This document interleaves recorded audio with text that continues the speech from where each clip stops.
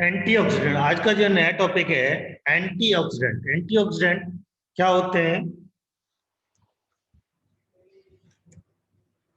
Antioxidant जो होते हैं they are agent which inhibit the oxidation and commonly use to prevent rancidity और oil and fat या deterioration of other material through oxidation process.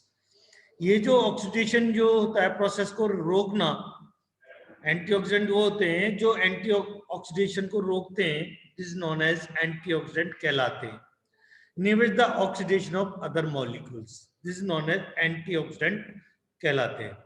Oxidation क्या होता है? Oxidation is the chemical reaction that can be produce free radical leading to chain reaction that can be damage cell. ये जो oxidation process होता है जिसके कारण ये फ्री रेडिकल प्रोड्यूस करते हैं, ये जो है जो बॉडी के अंदर जो सेल्स होते हैं वो डैमेज हो जाते हैं। उस डैमेज सेल्स को डैमेज से रोकने के लिए हम एंटीऑक्सीडेंट यूज करते हैं। जैसे एंटीऑक्सीडेंट में विटामिन सी, एस्कॉर्बिक एसिड या थायल ग्रुप, ये क्या करते हैं? उस चेन को तोड़ देते हैं। जो फ्री रेडिकल बन रहे थे वो फ्री रेडिकल बनने नहीं देते। तो एंटीऑक्सीडेंट क्या करते हैं? ये ऑक्सीडेशन का प्रोसेस क्या है? दे आर केमिकल रिएक्शन होती है जो it can be produce free radical produce करती है, जिसके कारण chain reaction can be damage, that cells होते हैं वो डैमेज हो जाते हैं। तो ये जो प्रोसेस हो ऑक्सीजन, उस प्रोसेस को रोकने के लिए हम जो है एंटीऑक्सीडेंट यूज करते हैं।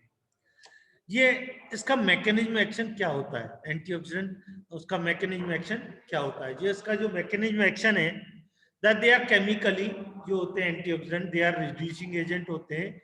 They are prevent the oxidation of other species by getting oxidation themselves in place of active constant as they undergo oxidation molecule readily than active component, या इसको यूं बोल सकते हैं by reducing the already oxidizing active component back to the normal oxidation stage।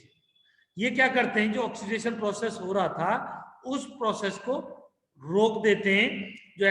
जो active constant जो oxidation हो रहा था उसको रोक देते हैं। दे आर हेल्पफुल होते हैं। The action based oxidation reduction reaction which is known as oxidation itself get oxidized. जो ऑक्सीडेशन प्रोसेस हो रहा है उसको ब्लॉक कर देना। एक तो मैकेनिज्म एक्शन ये है।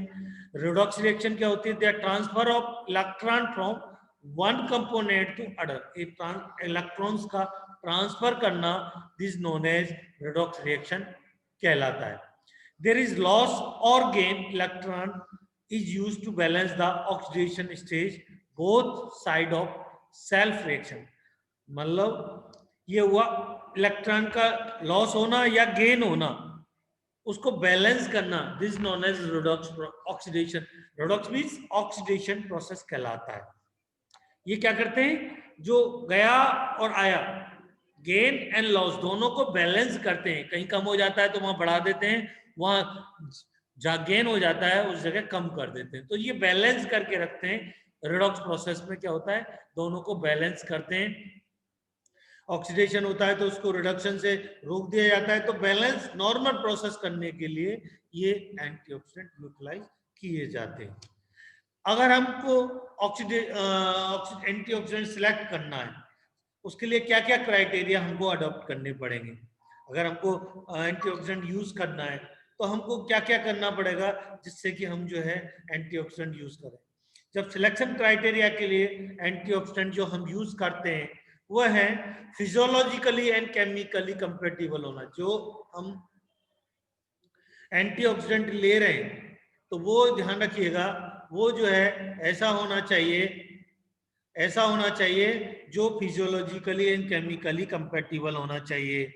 फिजियोलॉजिकली इनर्ट होना चाहिए, नॉन टॉक्सिक होना चाहिए, बोथ रिड्यूसिंग ऑक्सीडेशन फॉर्म में, कोई भी उसमें कोई टॉक्सिटी नहीं प्रोड्यूस करनी चाहिए। It should be any solubility problem in various component of formulation. अगर हम एंटीऑक्सीडेंट यूज कर रहे हैं जो एक्टिव कांस्टेंट प्रेजेंट किसमें, फॉर्मुलेशन में, उसके साथ कोई भी रिएक्शन नहीं होनी चाहिए। तीसरा है फॉर्मुलेशन स्टेबल रहनी चाहिए, कोई भी रिएक्शन नहीं, केमिकल रिएक्शन, नॉन टॉक्सिक होना चाहिए, सेफ होना चाहिए, इसकी लो कंसंट्रेशन इफेक्टिव होना चाहिए, जिसको हम शुड भी प्रोवाइड लॉन्ग टर्म तक यूज कर सकते हैं। Able to produce desire redox reaction when use in pharmaceutical preparation में यूज करते हैं। तो क्या होना चाहिए, नॉन टॉक्सिक होना चाहिए, सेफ होना चाहिए, स्टेबल होना चाहिए, लो कंसंट्रेशन इफेक्टिव होना चाहिए, not create any solubility problem, उसके साथ कोई भी ऐसी प्रॉब्लम क्रिएट नहीं करना चाहिए जो फॉर्मुलेशन में कंपोनेंट के साथ कोई रिएक्शन नहीं करना चाहिए। तो ये जो प्रोसेस है, अगर उसकी क्वालिटी ये है तो हम एंटीऑक्सीडेंट जो है सिलेक्ट कर सकते हैं, अदरवाइज उस एंटीऑक्सीडेंट को यूटिलाइज नहीं कर सकते। तो ये जो प्रोसेस है, सिलेक्शन क्राइटेरिया है, हम ये डिफरेंट क्राइटेरिया यूटिलाइज कर सकते हैं। नेक्स्ट वन है जो ऑफिशियल एंटीऑक्सीडेंट हमको पढ़ना है, इसके अंदर जो एंटीऑक्सीडेंट प्रोसेस में हमको जो पढ़ाई करनी है, उसमें जो है hypophosphorous acid, sulphur dioxide gaseous antioxidant, sodium bisulphide, sodium metabisulphide, sodium thiosulphate, sodium nitrate and nitrogen, ये आपके ऑफिशियल कंपाउंड हैं जो आपको स्टडी करने under the category of antioxidant के अंदर जो हमको पढ़ना है। कौन कौन से हैं, hypo phosphoric acid, nitrogen, sodium nitrate, sodium thiosulphate, sodium bisulphate and sulphur dioxide. पहली ड्रग आती है सोडियम मेटाबाइसल्फाइड। सोडियम मेटाबाइसल्फाइड जो होती है Na2S2O5, इसका जो मॉलिक्यूलर फॉर्मूला होता है N2S2O5, इसका मॉलिक्यूलर फॉर्मूला होता है। इसका जो मॉलिक्यूलर वेट होता है 190.10 इज द मॉलिक्यूलर वेट कहलाता है। अब आता है इसको हम किस नाम से और जानते हैं, इसका जो है निक नेम क्या है, सिनोनिम्स क्या है। सिनोनिम्स जो है सोडियम बाइसल्फाइड के नाम से जानते हैं, या फिर डाइसोडियम पेंटॉक्सी डाइसल्फेट के नाम से जाना जाता है, या फिर डाइसोडियम पायरोसल्फाइड के नाम से जाना जाता है। ये जो सोडियम मेटाबाइसल्फाइड है, इसके अंदर जो पाया जाता है, जो कॉम्बिनेशन में पाया जाता है, it should be contain amount of sodium metabisulfite, they are not less than 65 and not more than 67.60, it should be, इसमें सोडियम सल्फाइड पाया जाता है, जो कि उसकी जो क्वांटिटी होती है 66% to 67.4% से ज्यादा नहीं होना चाहिए। जो सोडियम मेटाबाइट सल्फाइड होता है, उसकी जो प्रॉपर्टीज होती हैं, सोडियम मेटाबाइट सल्फाइड की जो प्रॉपर्टी होती है, ये इट शुड बी क्रिस्टल और white to yellow is white powder होता है। इसकी जो ऑर्डर होती है सल्फर डाइऑक्साइड जैसे ऑर्डर होती है। अगर हम इसकी स्मेल लेते हैं तो ये स्मेल जो है सल्फर डाइऑक्साइड की जैसे स्मेल देती है। दूसरी प्रॉपर्टी है they are freely soluble in water, ये वाटर में फ्रीली सॉल्युबल होती है। नेक्स्ट प्रॉपर्टी होती है अगर हम इसको इथेनॉल में डिसॉल्व करते हैं तो ये स्लाइटली सॉल्युबल होती है। अगर हम इसको इथेनॉल में डिसॉल्व करते हैं तो ये क्या करती है, बहुत स्लाइटली सॉल्युबल होती है। तो इसलिए ये वाटर में सॉल्युबल है। इसकी जो स्मेल आती है, इसकी अगर हम इसको स्मेल लेते हैं तो सल्फर डाइऑक्साइड की स्मेल आती है। व्हाइट क्रिस्टलाइन या white to yellowish crystalline powder होते हैं। दूसरी होती है उसका यूज कहाँ करते हैं, सोडियम मेटाबाइसल्फाइड, इसका यूज जो होता है एंटी ब्राउनिंग एजेंट या एंटीऑक्सीडेंट के रूप में यूज करते हैं, फ्लोट ट्रीटमेंट के लिए यूज करते हैं, प्रिजर्वेटिव के लिए यूज करते हैं। एंटीऑक्सीडेंट सॉल्यूशन जो बनाया जाता है एक्सक्लूसिव यूज किया जाता है ड्रग में।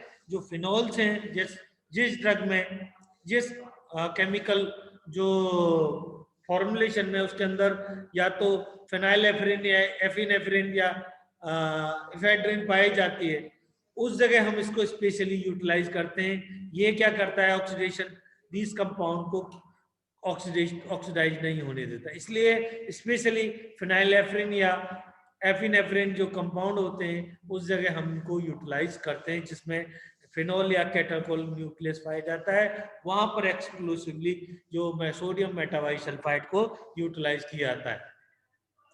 जो सोडियम मेटावाइट सल्फाइड को एज ए रिड्यूसिंग एजेंट के रूप में यूज करते हैं, इन एस्कॉर्बिक एसिड इंजेक्शंस होते हैं वहां पर भी हम एज ए यूज करते हैं। तो इसको जो है डिफरेंट एंटीऑक्सीडेंट के रूप में यूटिलाइज किया जाता है। नेक्स्ट ड्रग आती है हाइपोफॉस्फोरस एसिड।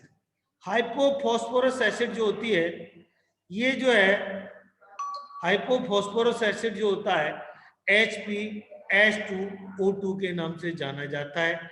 इसका जो मॉलिक्यूलर फॉर्मूला जो होता है 66.0 मॉलिक्यूलर फॉर्मूला होता है, मॉलिक्यूलर वेट 66 होता है।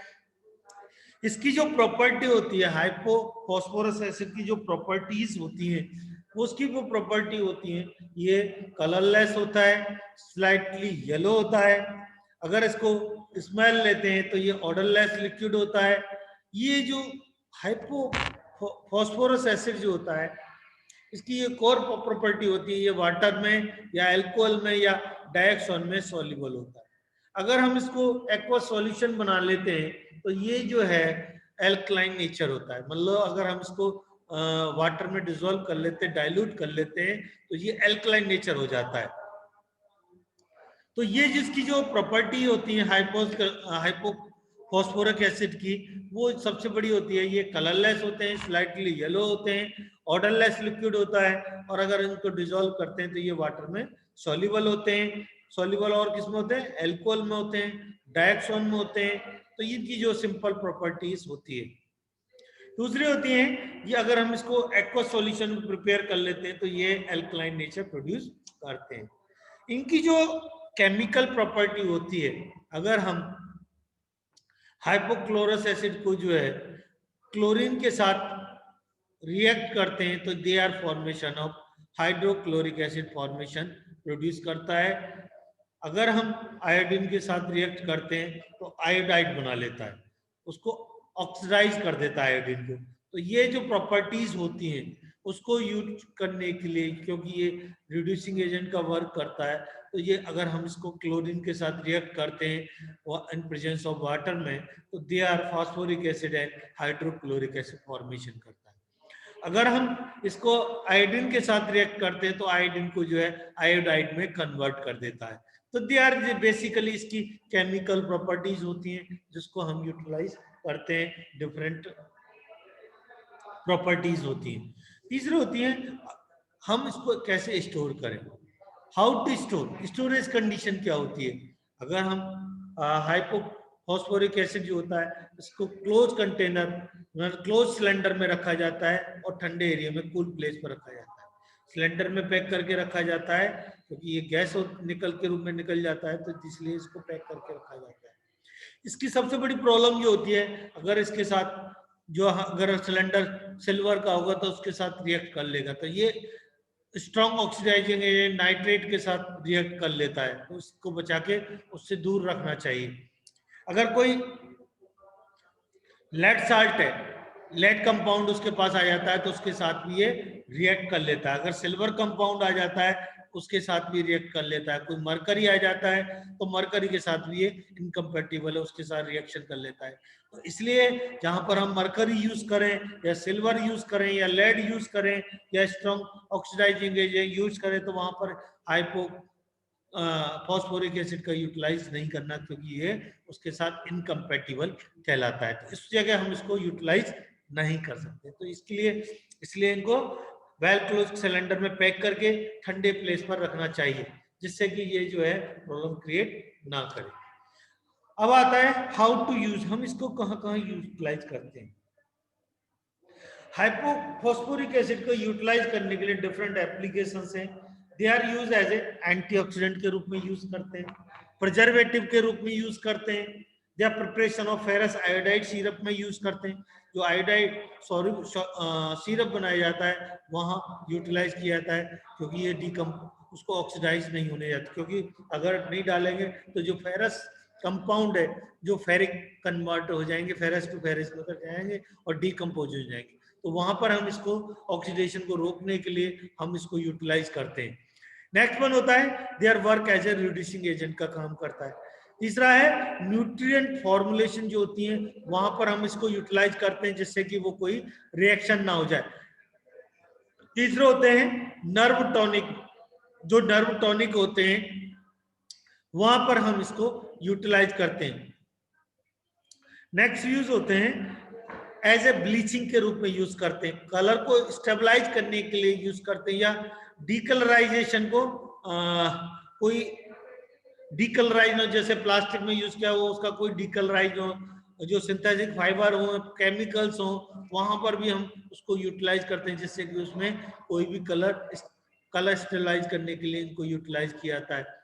यार प्रिवेंट करते हैं, जो आयोडीन फ्री फॉर्मुलेशन होते हैं वहां पर हम जो है डाइल्यूट हाइड्रोआयोडाइड एंड हाइड्रोआयोडाइड सिरप में भी उनको यूटिलाइज करते हैं। जो फेरस आयोडाइड सिरप होते हैं वहां भी यूज करते हैं, क्योंकि ये जो है फेरस टू फेरिक कन्वर्ट ना हो जाए उस जगह हम इसको यूटिलाइज करते हैं। एज ए प्रिजर्वेटिव जो फूड होते हैं वहां पर भी हम एज ए प्रिजर्वेटिव के रूप में यूटिलाइज करते हैं। दे आल्सो इनकी क्योंकि डिफरेंट फॉर्मुलेशन में यूटिलाइज करते हैं। They also use as a antioxidant में यूटिलाइज करते हैं, जिसकी जो परसेंटेज होती है 1%, 0.5 to 1% से ज्यादा यूटिलाइज एंटीऑक्सीडेंट में यूटिलाइज नहीं कर सकते। अगर इससे ज्यादा यूज करते हैं तो कई जगह उनकी रिएक्शन हो जाती है, तो इसको ध्यान में रखते हुए इसकी जो कंसंट्रेशन है 0.5 to 1%